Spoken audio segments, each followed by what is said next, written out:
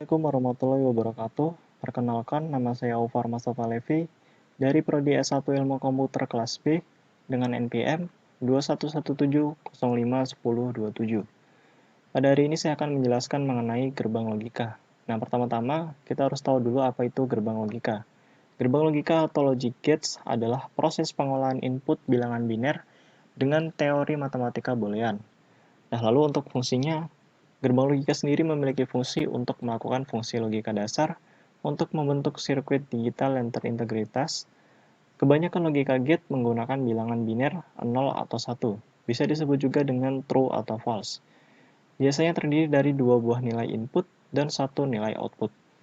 Nah, di sini saya akan menjelaskan mengenai bentuk gerbang logika itu sendiri, yang dimana di sini ada dua soal. Yang awal bentuk soalnya adalah seperti ini, sehingga diubah menjadi gerbang logika seperti ini. Nah, untuk soal nomor 1, di sini kita punya f, y, z sama dengan xy plus x uner y. Nah, pertama-tama di sini kita bentuk terlebih dahulu, yaitu xy dimasukkan ke dalam gerbang n atau dan, sehingga menghasilkan x kali y atau xy.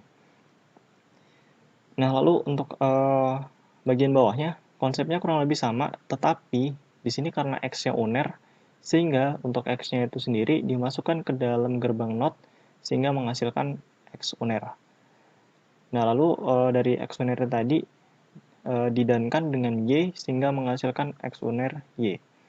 Nah, dari dua hasil ini tadi, kita masukkan ke dalam satu gerbang lagi, sehingga akan menghasilkan satu output, sesuai dengan fungsinya itu tadi.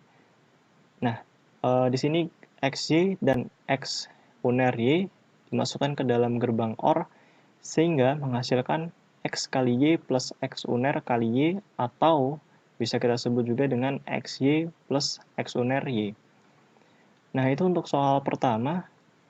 Kita lanjut ke soal kedua. Di sini untuk soal kedua, kita punya fxy sama dengan xy plus x uner.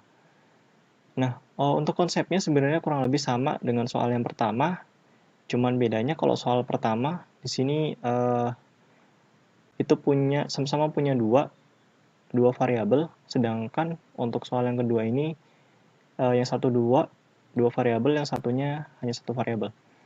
Nah, konsepnya sama seperti soal yang pertama, di mana x dan y-nya dimasukkan ke dalam gerbang n, sehingga menghasilkan x kali y atau xy.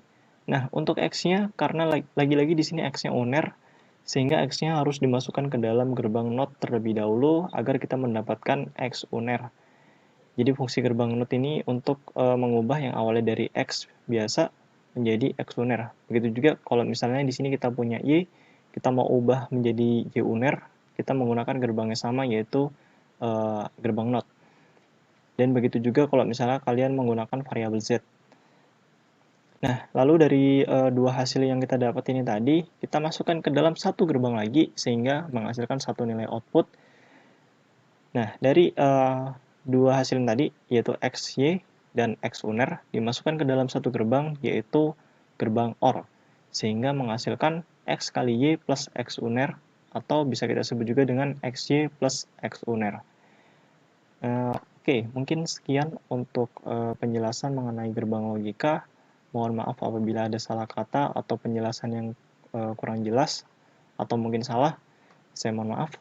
Saya akhiri. Wassalamualaikum warahmatullahi wabarakatuh.